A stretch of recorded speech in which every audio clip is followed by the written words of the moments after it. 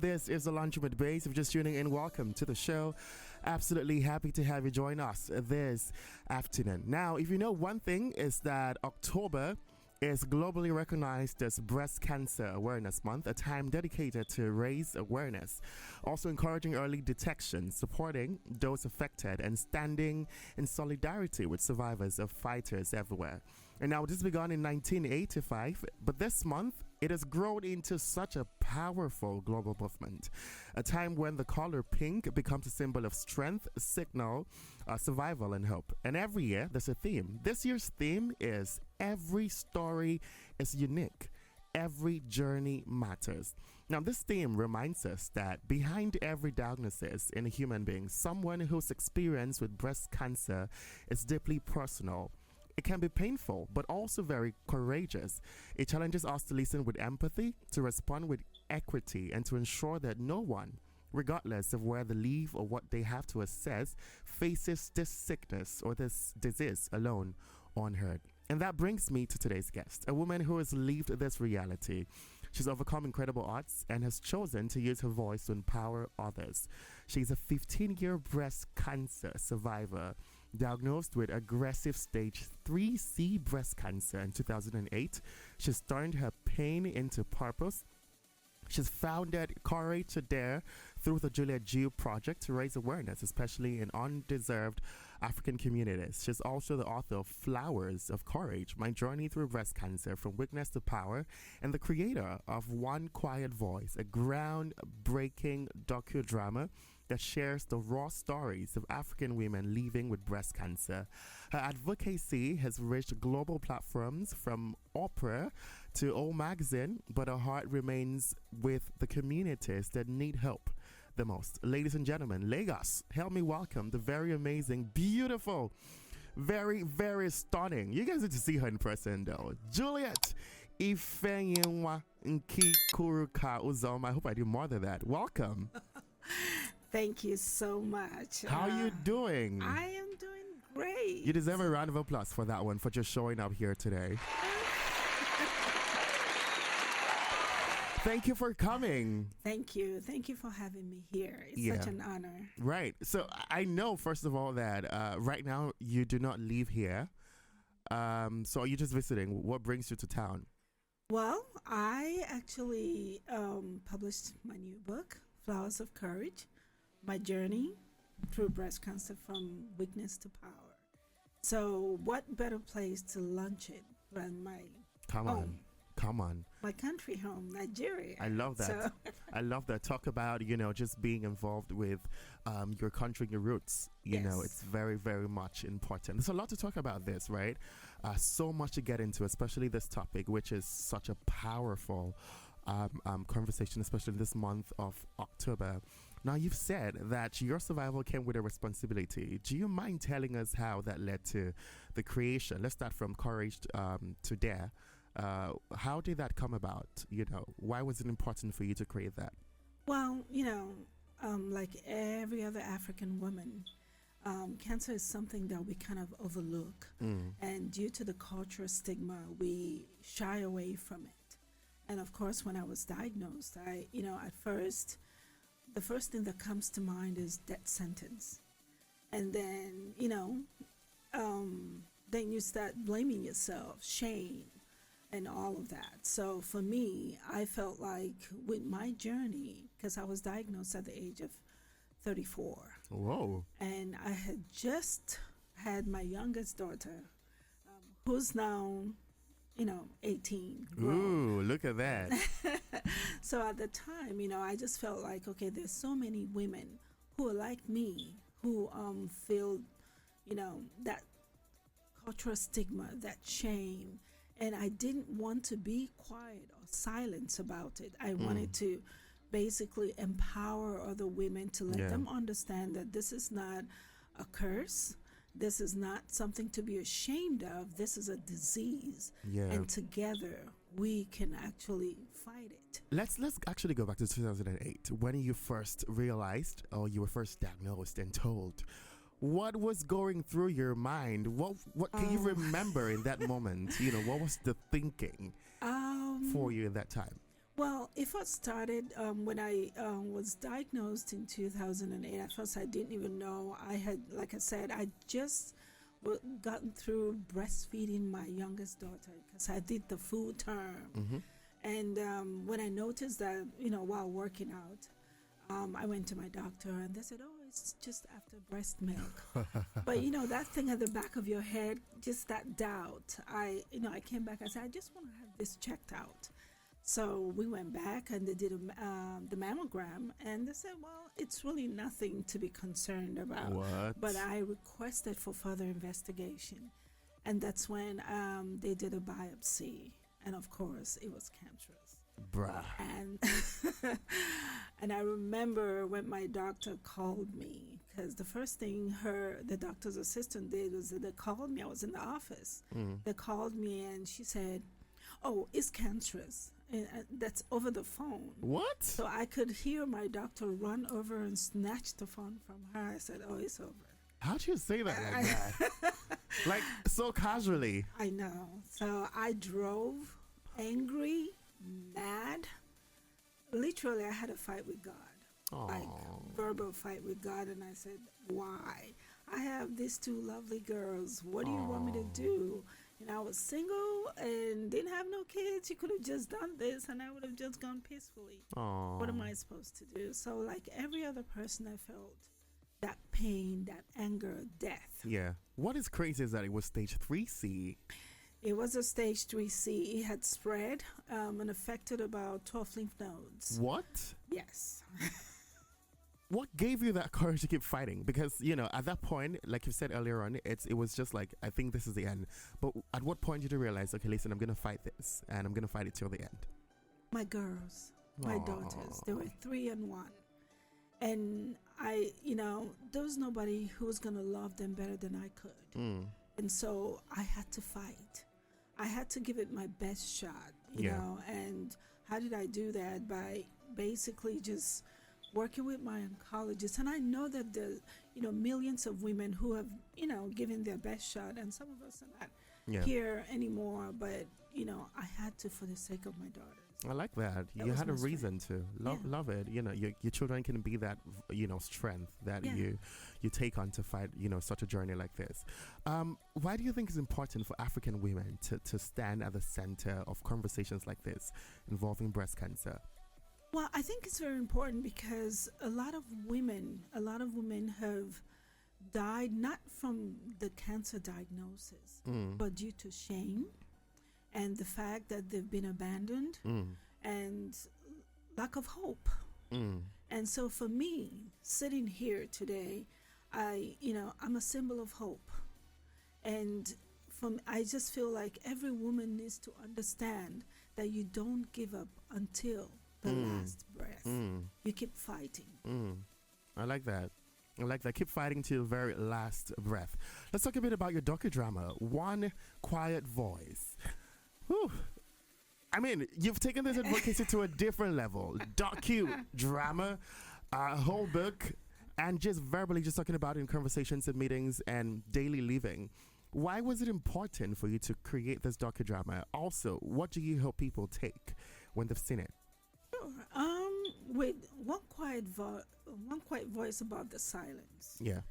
It's a docudrama, collaborative story that I had met with several women around the world, a lot of African women. Some I even met in the United States. And a lot of them, like I said, due to the shame, didn't want to talk about it. And I'll give an example. One of the ladies from Sierra Leone, she had, I think she had a stage, hers was pretty much a stage 4. So they had admitted her, but she was getting treatment just to kind of get her comfortable. Yeah. And at the time, my oncologist said to her, you should meet Juliet. She thought I was a myth, just to encourage her. And she'd never seen me. I'd never seen her. And at the time, I was doing Fashion for Cure.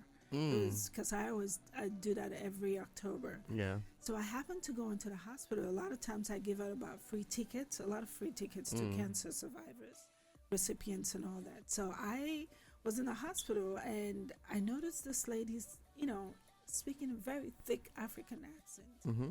So I said, "Hey, where are you from?" And of course, we Africans, we have that attitude. She said, "Why?" And so I said, "I'm from Nigeria." She said, "Oh, I'm from Sierra Leone." And then I introduced myself. She said, "So you do exist?" I said, "Yes, I do." And so we became very close friends. Yeah. And right after that, she said, "I want to look as beautiful or as pretty as you do." I said, "The cancer is not written on our forehead. We need to learn to understand that we can be even more beautiful than those who are not diagnosed." So from there, we became friends and took the work to the community, just talking to people, speak up about it, just empower them. So through those collaborative stories, I got the permission from these amazing women to create this docudrama that just speaks out of the darkness. I like that. Such a powerful story. And the thing about your advocacy is the fact that you are impacting lives one at a time, and there are evidences to show that this is actually happening. It's just beautiful to see. Well done.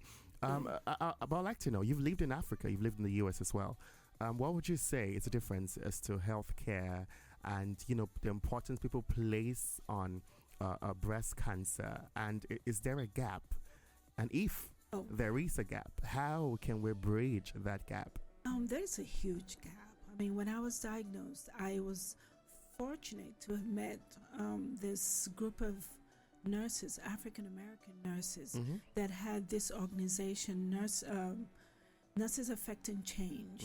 And at the time when I was diagnosed, of course, when I left my work, my insurance shut down, my medical insurance shut down.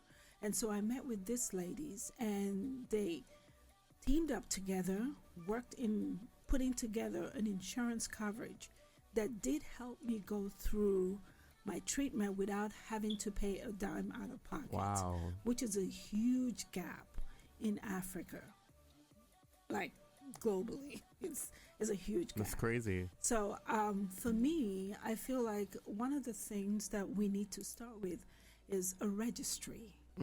We don't have a registry, cancer registry. We do have, we have hospitals here and there, but there's really no documentation of what's really going on. Because when I got diagnosed at 34, one of the things my oncologist and a group of other doctors taught me, or what I learned from that, was that I was at a teaching hospital and they had some medical treatments that would actually, clinical trials. That's the word. They had a lot of clinical trials and chemo brain, just to understand why younger people were being diagnosed. I had a choice to be a part of it or not be. I chose to be a guinea pig, just so I understand what's really affecting us. How can we help ourselves and what can be done? And I think it's something that we don't do in Africa. A lot of times we save up a lot of money that we want to travel out. Some of us don't even make it out before the angel of death gets to you. That is deep. Exactly. That is so deep. So if we can come together, because we do have great medical professionals. Both here in Africa, in Nigeria as well, and also in the United States. There's still a seat at the table, Base 101.1 FM, and yes, I've still got the very beautiful, stunning, ever gorgeous Juliet Uzoma in the studios this afternoon. How are you doing? I'm doing great. Amazing, fabulous. What's your go-to thing to eat in Lagos? Don't laugh. What? Tell me. I love my roasted corn and pear. There's nothing to be ashamed of with that. Absolutely love it, but it has to be done proper. So you're the corn and pear person, or the corn and what's the other one? Coconut? No, pear. Pear. Oh God, you're giving me ideas. After the show, I gotta run to the streets. Nice one. Let's get back into the conversation real quick this afternoon. You talked about men and boys, not really talking about breast cancer, and people say it really will not affect the guys and the men. How does that come to play? For those ever wondering, can this affect a man or anything? Share with us. Of course, as long as you have chest walls, you can have breast cancer. Right. As a man, Is it diagnosed early with men? Actually, no, it's not.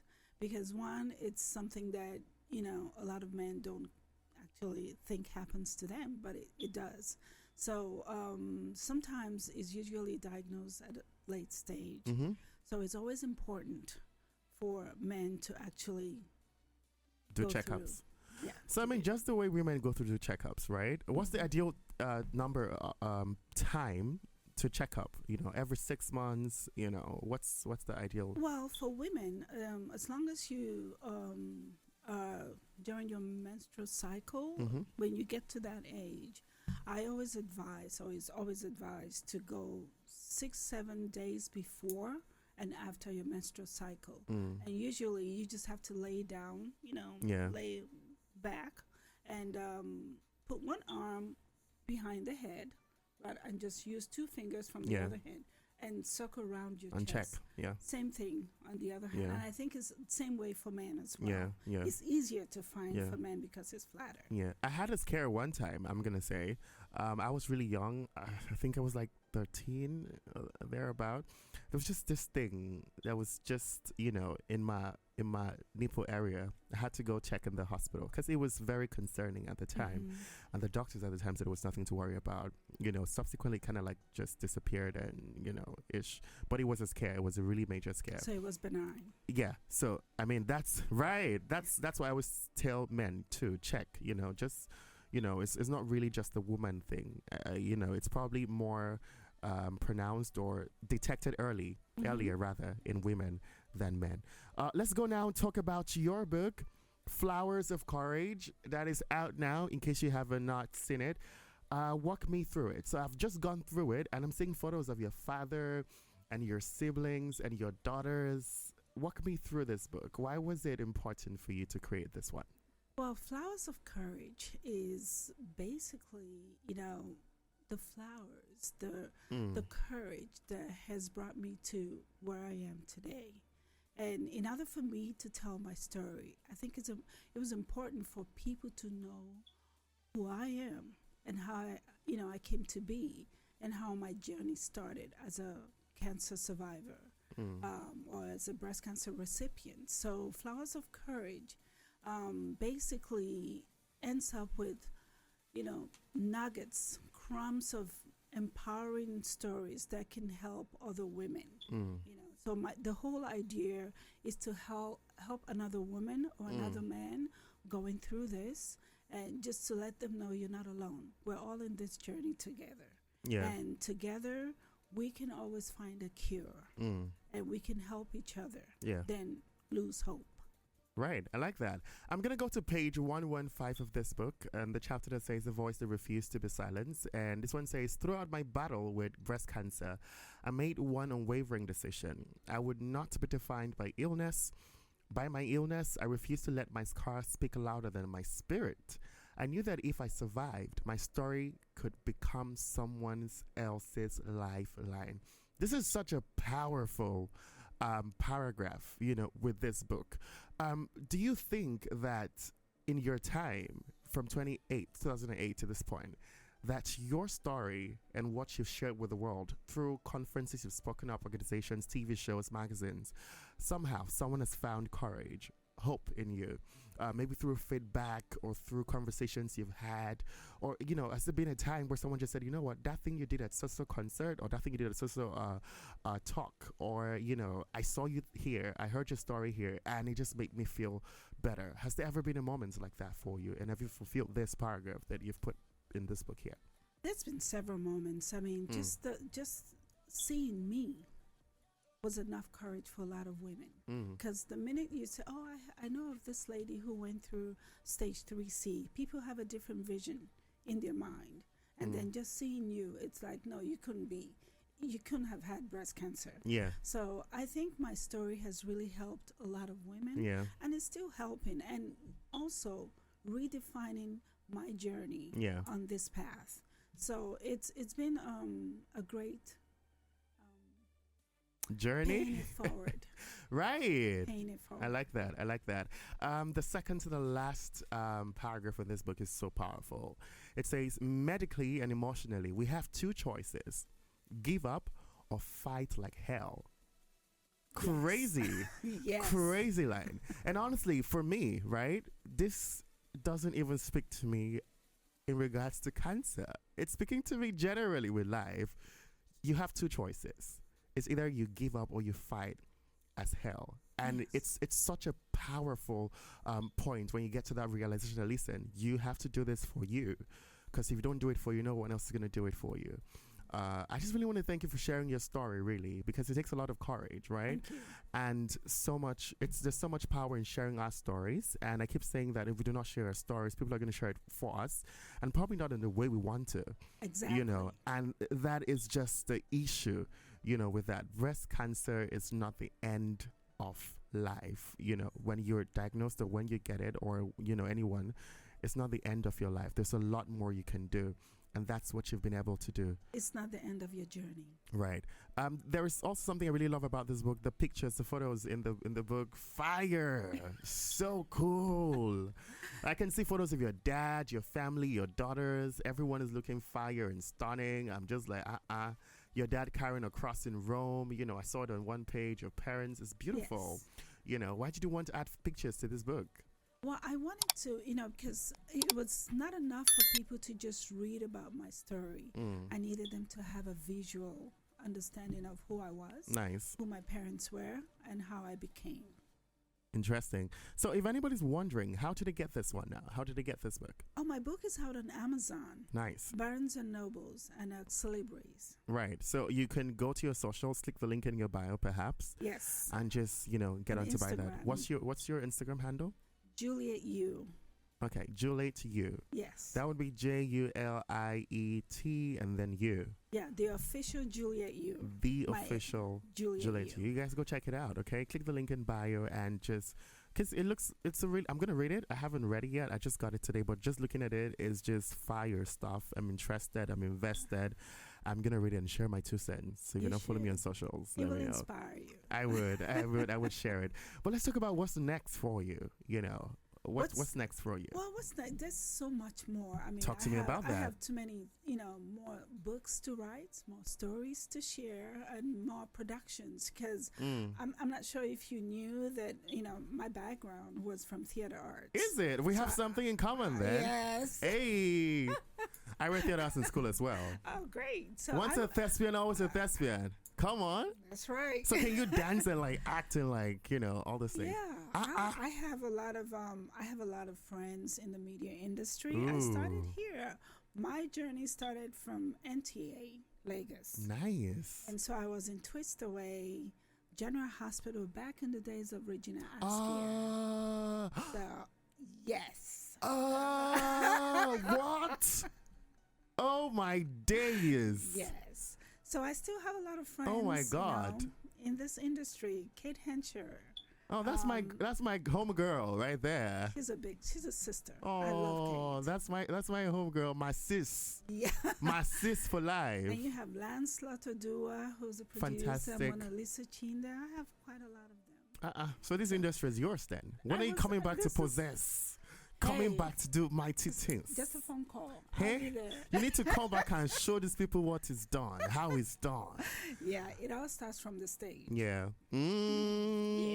Start from stage. Listen, if you don't know, you don't know. Exactly. That is fire. I love that. Oh my God. Thank you for sharing that. And thank you for sharing your story. Before I let you go, what is that one message you want to give out to anybody who's going through cancer right now and just thinking that the world is collapsing on them and it's almost over and they almost cannot get back from this? It is not the end. Keep fighting, you know. Never give up.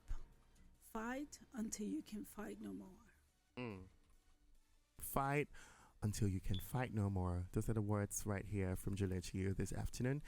If you don't get anything from this, I think you should get this. You've got only 2 options. It's either you give up or you fight as hell.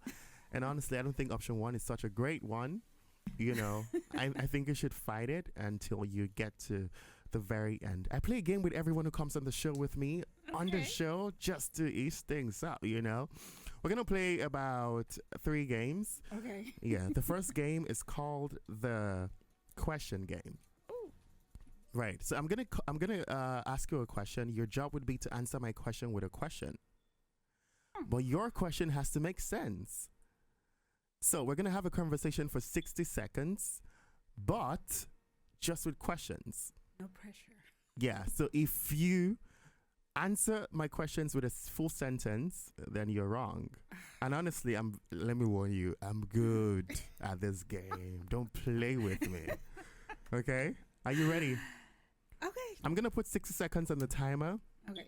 Let's see. Your time starts now. I'm nervous. Are you ready? I'm nervous. You just failed.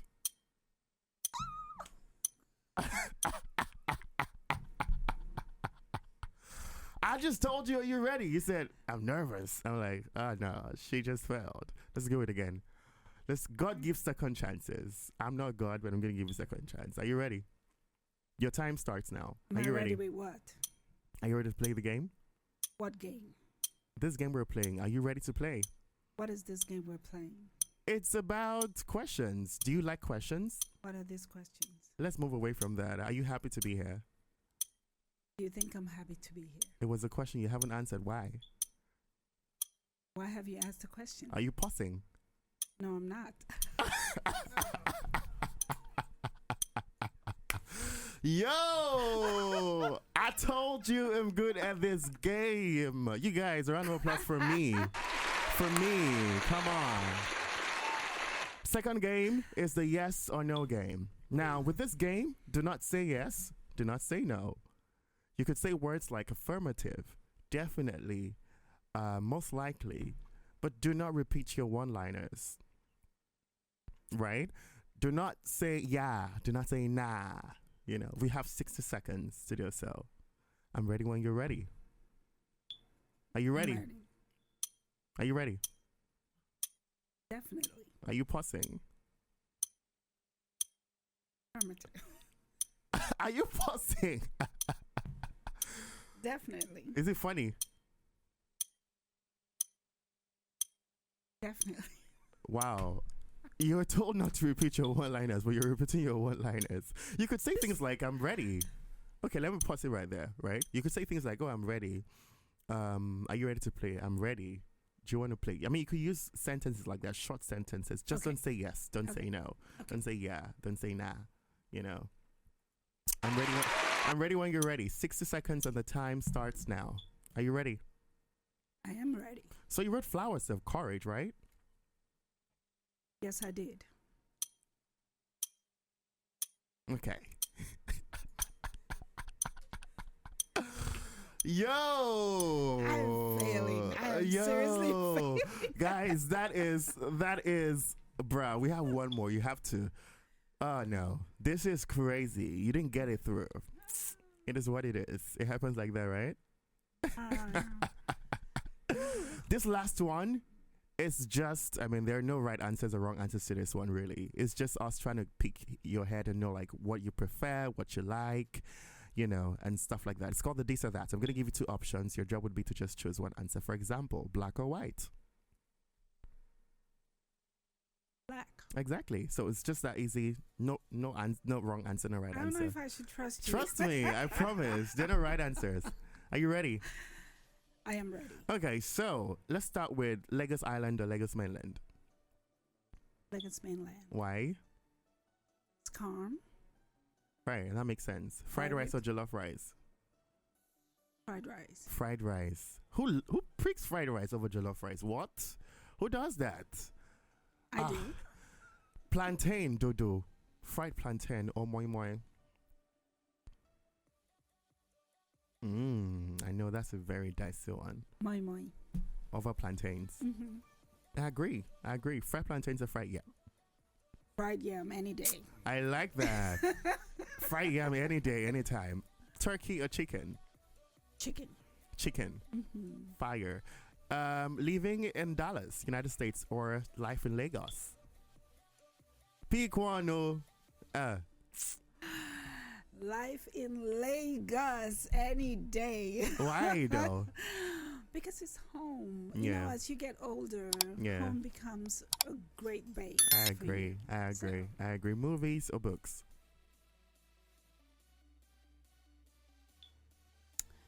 funny enough, movies. Movies. Hmm. That's interesting. I learn a lot about characters Yeah. through movies. Yeah. Movies or music? Music. Nice. Would you say stage or unscreen? Because, I mean, you've experienced both stage or unscreen. I love stage. There's just this energy There's and this vibe. the vibe. It gives you a whole different strength. I agree. Are you around in December? There's a play I would like you to watch in December. I would love to be. No. Is that an invite? Is that an invite? Come for Dirty December, Joe. Everybody is coming to Lagos for Dirty December, and you want to chill abroad. Come to Lagos. Let's do Dirty December. I'll be there. Right. It's been so great having you on the show. Thank you so much for coming. Thank you. I've had the best time chatting with you and just really getting to know you a bit more and all of the things that you're onto. And I must say that you're doing such an incredible work with everything you're doing. Your book, congratulations on that. Many more to come. We're watching out for you. Thank you. You know, we're looking out for you. You guys go on and follow Juliet now at the official Juliet, right? You on socials, on Instagram, on X, perhaps. Are you there? On TikTok, on Facebook? Okay, just Instagram. From Instagram, you navigate your way through.